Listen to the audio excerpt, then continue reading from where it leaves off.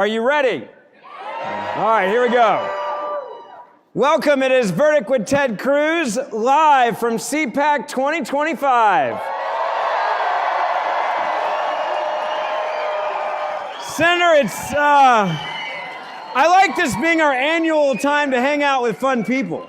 Well, it is great to be back with CPAC, and I gotta say, CPAC this year, there is energy, there's excitement. Yeah. It turns out winning doesn't suck. It does not.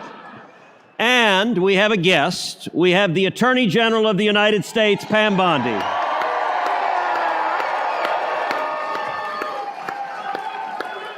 So these guys never invite me to be on their podcast. They finally did, and I get to do it in front of all of you. So this is awesome. Well, Pam, I will tell you that there is some good karma to being on this podcast at CPAC, because the last guest we had at CPAC was someone named J.D. Vance, and he's done all right for himself. Yeah. He's a great man.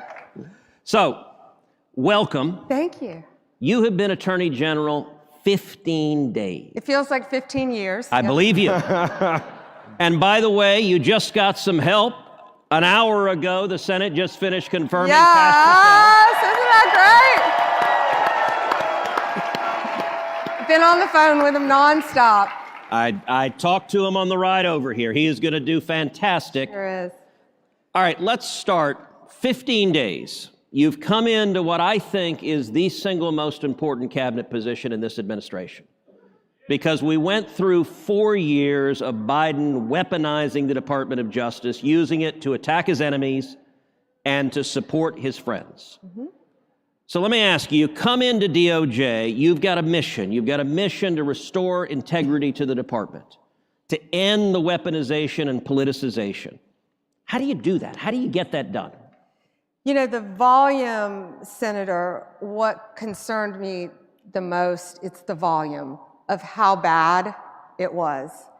And it still is. We're working on it. It's day by day by day. But we've got a team of great people, and on day one, I issued 14 executive orders, and number one is the weaponization ends, and it ends now. And that's what we did. Let me ask you something. In the 15 days you've been there, how many DOJ employees have said something to the effect of, thank God? A lot of them. I believe you. Look, I spent 4 years hearing from AUSAs, assistant U.S. attorneys, hearing from FBI agents, hearing from men and women who believe in the rule of law and were horrified at the politicization of the FBI and the DOJ. And so I know for a lot of good, honorable men and women who've devoted their careers to defending the Constitution, there's a lot of gratitude that they can get back to doing their job. Their core function, and that's thanks to Donald J. Trump getting back in office. And he gave us a clear directive, make America safe. And that's what we're going to do. And you know, to start with the law enforcement agencies talking about cash, these men and women didn't go to Quantico. They're not risking their lives to waste their time on all this politicization. Right. And raiding Mar-a-Lago, really? Stopping. All of that is stopping. And we are returning them to their core function, fighting violent crime. And that's what the great majority of men and women in law enforcement, DEA, ATF, U.S. Marshals, FBI, as well as the incredible legal team at the Justice Department, that's what they want to do. So let's talk about one of the most lawless aspects of the last 4 years, which was the open borders that we saw and the 12 million illegal immigrants that have come into this country. You've had just 2 weeks, but you've hit the ground running, going after the criminals, going after the murderers, going after the rapists, going after the child molesters, going after the Venezuelan gang members. Tell us, number one, what you're doing as Attorney General that is making a real difference, that is already making America safer. And number two, I understand you have some breaking news concerning my home state of Texas, which I'm particularly proud to hear. I do, and the press release isn't even out yet. Joint Task Force Alpha that we elevated once we came in office. It's with the Department of Justice and the FBI, and we work hand in hand with Homeland Security. Christy Nome is awesome. Yep. We all work so well together. Joint Task Force Alpha just made a huge arrest in Juarez, Mexico. They were headed to Texas, to El Paso, human smuggling. Yeah, huge. That's why we do what we do every day. Yep. That's why these agents risk their lives every single day. It's human smuggling, and a lot of children, they're saying, are safer because of this. Let me ask you a question. President Trump, and this has made headlines on what you were just talking about, we've designated these cartels as terrorist organizations. What does that allow you to do in your job? And Kash Patel now is the head of the FBI. What is that going to give you the ability to do and to go after them? Well, Stephen Miller is doing a great job, as we are, right? Leading this effort with all of us. Mike Waltz at DOD. We all work so, Pete Hegseth, we all work so well together. And it gives us the ability, they are a terrorist group. And it gives us the ability to go after them, more ability, anywhere in the world, and treat them as terrorists. They are terrorists. If you're bringing fentanyl into this country and killing our kids, you're a terrorist, and we're coming after you. 300 a day is the average that are dying in this country right now. When you took this job and you hear that number and you saw the inaction from the last administration, how angry did that make you? So angry. You know, I was state AG before I became United States Attorney General, and fentanyl was really just coming on the market. And now with this horrible open border policy just flowing across our borders and killing kids, killing adults every single day. And it's criminal that no one was doing anything to stop it. I can't comprehend how any administration, progressive nor conservative, how any administration could tolerate that and let that happen. And it ended day one with Donald Trump when he shut that border. I was at the border back in September. I went with Laura Trump and Morgan Ortega. Yep. And we were in Yuma, Arizona. And I saw firsthand, there is nothing humanitarian that was happening at that border. Nothing. They have a rape tree where they're raping women as they're coming into this country. I saw firsthand piles and piles of passports just thrown from every country you can imagine, because the Biden administration was letting you walk right in the country. If you didn't have a passport, they said they saw Asian, Chinese individuals saying, oh, we're from Cuba. So they wrote down they're from Cuba and had to let them legally walk right in under that administration. But the drugs, the trafficking, I learned a new term, disposable child. The customs, the Border Patrol agents told me that they saw a little boy and they kept recognizing the same little boy over and over and over coming in. Because if you came into our country as a family unit, they just let you walk right in. Yep. Well, this little child was being trafficked. Yes. Now, how they were getting him back to Mexico is beyond me, but they were bringing him time and time again. He wasn't their family, so who knows what happened to his parents. Well, and I will say a number of people in the room gasped at a term you use, which unfortunately is a real term, rape tree. Yeah. And it's something that we've been seeing for the last 4 years in Texas. We've seen it in Arizona, that the cartels will go and violently rape women. They'll violently rape teenage girls, young girls, and then they will hang their underwear in the tree. And you'll find a tree down on the southern border with 10, 20 pairs of underwear as they're mocking law enforcement, saying, we can do whatever we want. And for 4 years, the Biden Justice Department, they just turned a blind eye and they facilitated it. You know, you talked about the kids, so they had a policy. If you arrive with a kid, it's essentially a get-out-of-jail-free card. And so you started seeing a phenomenon that we've never seen in immigration before, which is single young men showing up with little kids. Now, that's not a normal pattern of migration, but we started seeing military-age men showing up with little boys and little girls, many of whom are physically and sexually assaulted in transit, and the same kid the cartels would recycle over and over and over again to bring in gang members, to bring in criminals. Now, let me ask this. What is most effective stopping the invasion at the southern border? The border, closing our borders, which is what we've done. Donald Trump has closed our border.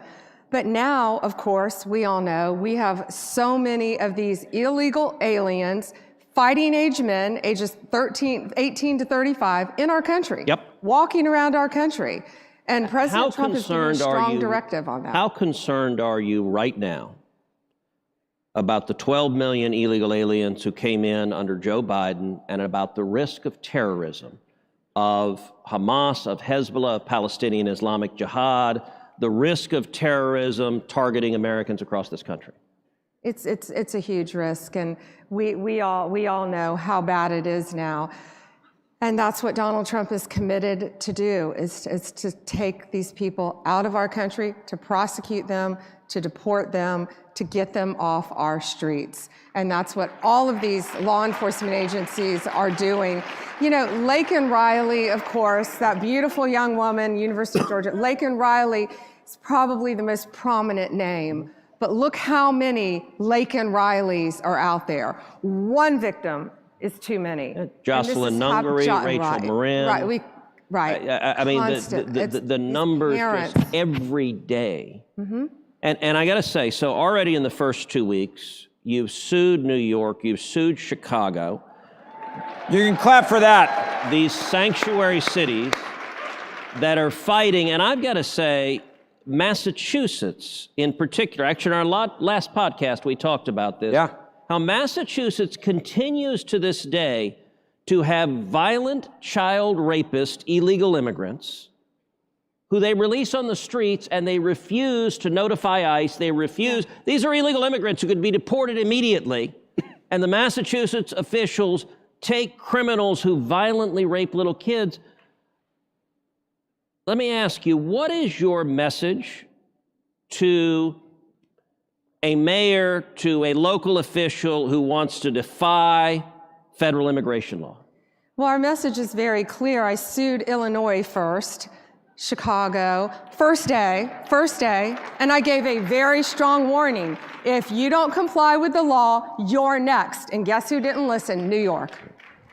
Kathy Hochul got sued. They all got sued in New York. And if you don't follow the law, you're going to be next, because we are going to get violent criminals off our street. And you know, Senator, it's more than that. They are endangering the lives of our great men and women in law enforcement. Yes. That's what people don't understand. When you're hiding illegal aliens from law enforcement, you're endangering their lives. It's gonna stop. So let me ask you, 2 weeks into it, you've been at DOJ. What's your assessment? Is it as bad as you thought it would be? Is it better? Is it worse? It's worse. Of course, it's no worse. You inherited chaos. Worse meaning, yeah, that department had completely lost its mission of fighting violent crime. Look what they did to President Trump. Look at the weaponization, and weaponization ended. And the deep state is very real. I think all of you in this room know that. It's very real. And people trying to undermine everything you're doing. You know, 3 weeks into it, I went in one department and found huge 20 by 20 glossies of Joe Biden, Merrick Garland, and Kamala Harris still hanging up in my office. They're gone. They're gone. They're gone. And guess what's replacing it?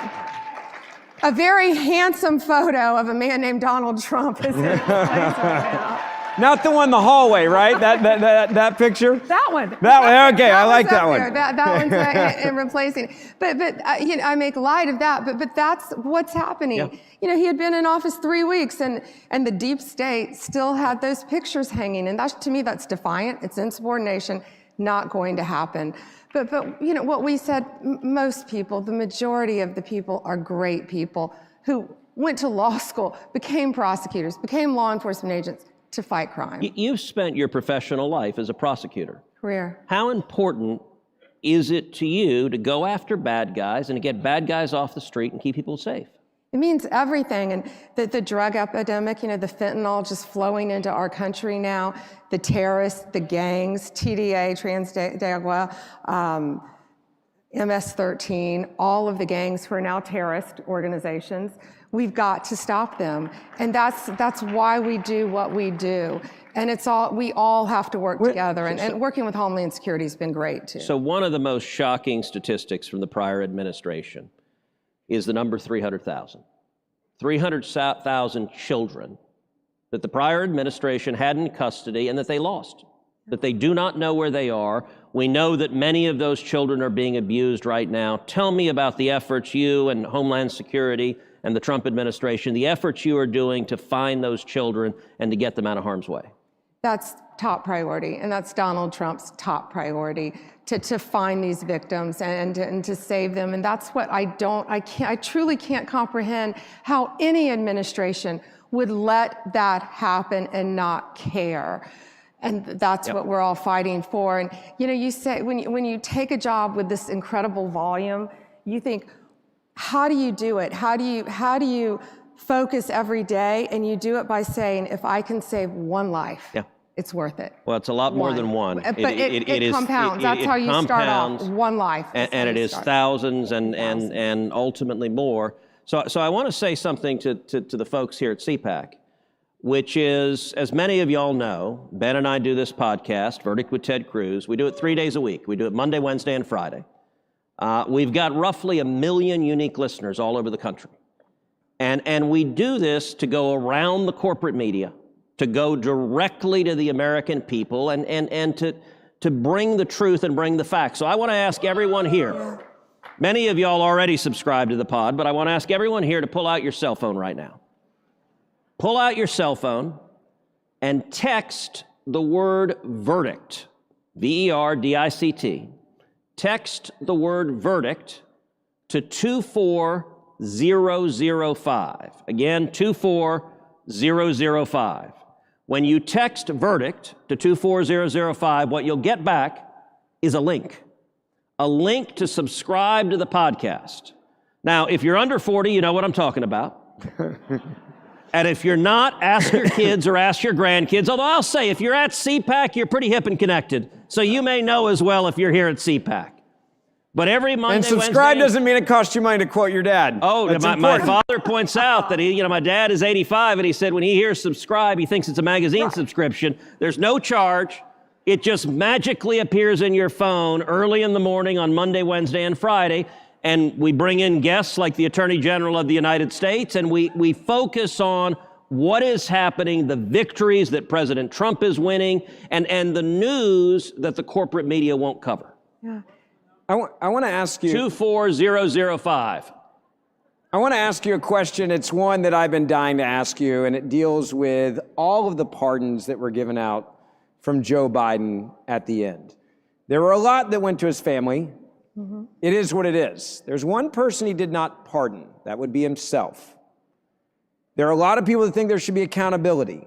Should this be something that is looked at to see what he did while he was president?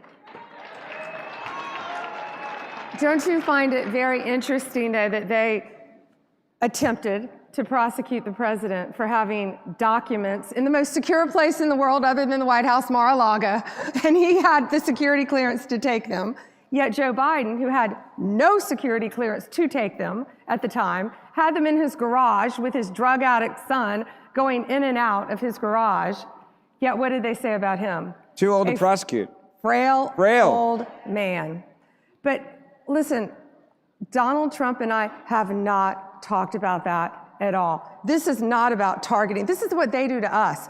This is not about targeting. This is not about weaponization. This is about keeping America safe and going forward and prosecuting violent criminals. If you committed a crime in this country, no one is above the law. I will say that. No one is above the law. So Pam, the media are going crazy about New York Mayor Eric Adams and the charges that were dismissed against him. So glad you brought that up. Tell us what the story is, what happened there, and why were the charges dismissed? Sure. And Emil, who has done an incredible job, he worked on this case, he looked at this case. It was an incredibly weak case filed to make deportation harder. That's why they did it. They took one of the biggest mayors in the country off the playing field in order to protect their sanctuary city. This case, it was so incredibly weak. It was about increases in airline tickets, upgrades in airline tickets in his official capacity, without getting into all the details of the fact. I don't even think it could survive a verdict. Excuse me. Incredibly weak case. That is the weaponization of government. That's lawfare. That's lawfare. When you're filing cases like that to keep someone who criticized Joe Biden, who said they took away his security clearance, so he could not get the details, so he could not help enforce the deportation efforts in New York. And you know, these people are going after him. Ride a subway in New York. It's not safe. Yep. Violent crime is at an all-time high, and that's what they're doing. So it's not about weaponization, it's about ending their weaponization of the government and fighting violent crime and enabling cities like New York and mayors like Eric Adams to enforce Donald Trump's immigration policies.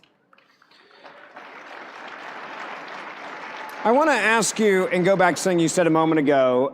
We were talking about cartels, and they have been able to set up networks, and we see this coming up now more often, where they're controlling states and cities and states and the entire flow.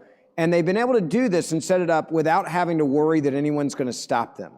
We're seeing this not on border states, but all over the country, this network. At what point do we get to start dismantling that? How long does that take? How much time is that going to take? Because they've been here for quite some time with the last administration. Yeah, there's a lot I can't talk about now. But very publicly, I think you've seen a lot happen. A lot is happening every day. Our great men and women in law enforcement are out there. It's a joint effort with our office and with Kristi Noem. And again, we all work so well together, whether it's Mike Waltz, Pete Y'all are Hudson, friends. Marco I think Rubio. people don't understand this. Like, Yeah. this is a group in this administration, and you and I have talked about this on the show. You guys are friends. Like, y'all know each other before you got here. How important are those relationships that you say, hey, I trust, I trust you. Vital. I trust you. I trust you. I got your back. Let's go to work. Vital and crucial. And Mike Waltz and Kristi, we're on the phone with Yep. each other all the time. And to change the topic just a little bit, just to give you an example, Lee Zeldin, a dear friend of mine. Great guy. On President's Day. Running the EPA now. EPA, Lee Zeldin, great administrator of EPA. I'm on the phone hours with Scott Besson, our Secretary of Treasury, and Lee Zeldin. And, you know, we've seen, thanks to Elon Musk, my buddy's great work. Yep. And it's been reported, look what they're doing at EPA. I'm changing the subject a little bit, but they're giving out billions of dollars after Joe Biden lost the election, trying to push this money out the door. Virtually shoveling cash out the windows. As they said, gold bars. Yeah. Let's throw all the gold bars Yep. off the ship. Yep. And we're stopping them. We're stopping them in real time. We're going after them. But it's because we all pick up the phone and we talk directly to each other. So we're able to work together, you know, talk to Marco Rubio and look at the men like Steve Witkoff out there, Rick Grinnell, what they're doing working with Marco and Mike Waltz and all the people that they're saving around the world. And that's thanks to one man, Donald Trump. He put all of us in these positions because he believes in us there's and no turf trusts wars. us. The consistent thread of the cabinet nominees is that you're all change agents. You all came in with a mission, and it is, listen, there has never been a first month of any presidency in the history of the United States of America like the last 30 days. That's right. Amen. And I'll tell you, I have had great joy turning to my Democrat colleagues in the Senate and just deadpanning, well, 3 years and 11 months to go. And they literally start twitching. Like they have facial tics that they cannot suppress. Yeah. But all right, Pam, one of the things that people like about this podcast that we try to do is we try to bring people behind the scenes to actually understand what's going on behind closed doors. So tell us about your first day as Attorney General. You're confirmed, and like day one, when you get sworn in, just walk everyone through what day one of being Attorney General of the United States is like. you go nonstop, and I jokingly said it felt like 15 years because you're working 7 days a week nonstop. And we're all working with each other, and everything we do, it overlaps, and especially with Department of Justice, especially too with all this money going out, the USAID, all of these agencies, and we're going to be helping all these agencies, but you just hit the ground running, literally, and don't look back. I don't look at what time of day it is.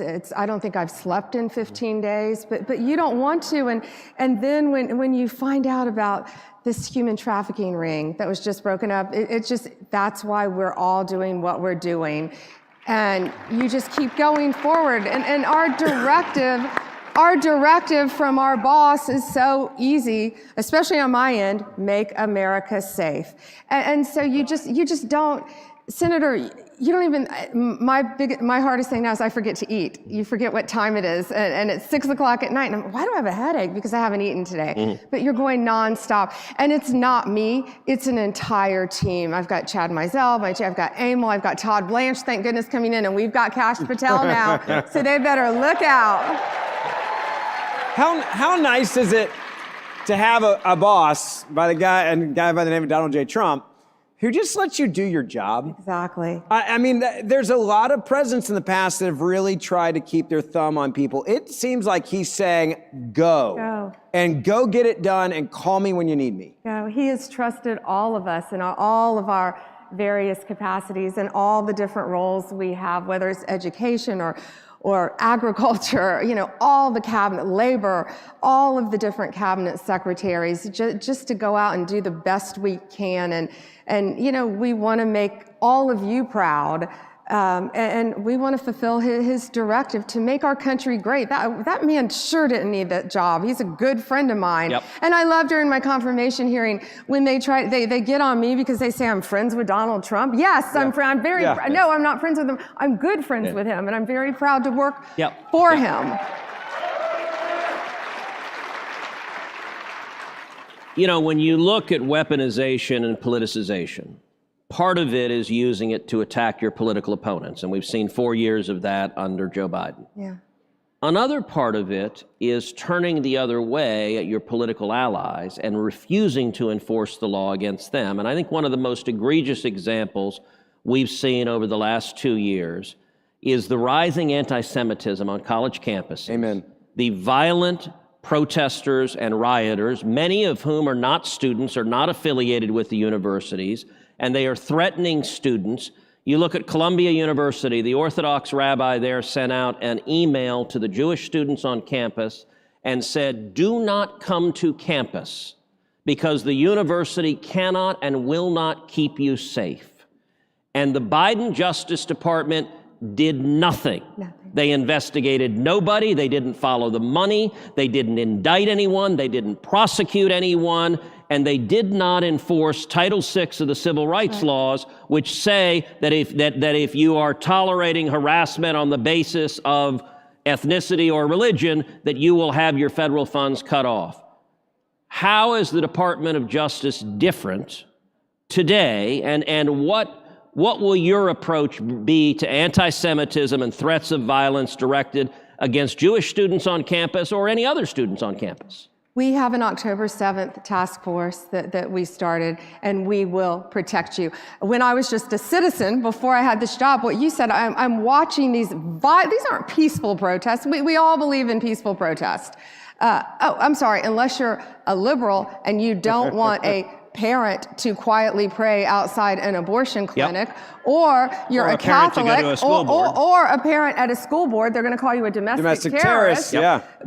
But I'm screaming at my TV watching these violent protests, the last, since October 7th, you're watching this happen, and all of our students deserve to be safe. And first of all, these students who are here on visas, who are threatening our American students, need to be kicked out of this country. Amen.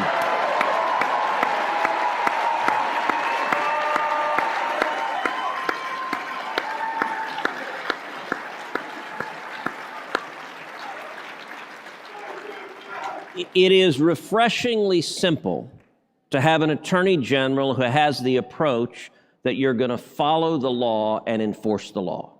And that sadly has been missing for the last 4 years. It's pretty basic, isn't it? It should not be complicated. Let me ask you, what keeps you up at night? What scares you in the first 2 weeks in this job? Pretty much everything. I don't sleep at night anymore. Of course, everything we talked about, the drugs, the cartels, the great, maybe I'll get a little sleep tonight based on the arrests that were just made, the children that are being trafficked, things that have been so personal to me since I was a state prosecutor and then since I was state attorney general. Now you just get to help people on a bigger level, which is pretty cool to get to do that. But most recently, it's really been what Elon has been uncovering, and the USAID, the waste at EPA, this money, trillions of dollars, they believe, just being handed out, which is most likely making a round trip ticket and going to terrorist organizations. And you are on the front line of defending the president and Elon Musk and Doge and all the effort they're doing, and every day we are seeing Democrat attorneys general and Democrat interest groups suing the president, suing Elon Musk, suing the federal government, and the Department of Justice is on the front lines. And sadly, we're seeing left-wing activist judges, individual district court judges, issuing nationwide injunctions. Yeah. Tell us about what it's like defending against those lawsuits, and give us your thoughts on the authority of one radical district judge to try to run the executive branch and issue a nationwide injunction. 2 words: we're winning. But yeah, so you've got one. I like that answer. One unelected district judge trying to tell President Trump, who was elected overwhelmingly by the American people, where federal funds can go. We're winning. Even in liberal courts, by the way, Senator, we're winning. And if not, we're going to go all the way to the Supreme Court and keep winning. Well, Pam, let me say, you and I have been friends a long time. I am thrilled with the job you're doing. I'm thrilled. I was thrilled when the president announced your nomination. And let me say on behalf of 31 million Texans and Americans across this country, thank you. Thank you for stepping forward and answering the call. Thank you for pouring your heart into defending this nation, into keeping my kids safe, keeping Ben's kids safe, keeping all of our kids safe. And thank you for remaining faithful to the Constitution and the Bill of Rights and restoring integrity to the Department of Justice. It is desperately needed, and you're doing a hell of a job. Thank you, my friend, and thank you for fighting for us every day. Thank you guys here for being here as well. Don't forget, we do this show Monday, Wednesday, and Friday, so make sure that subscribe or auto-download button. God bless America.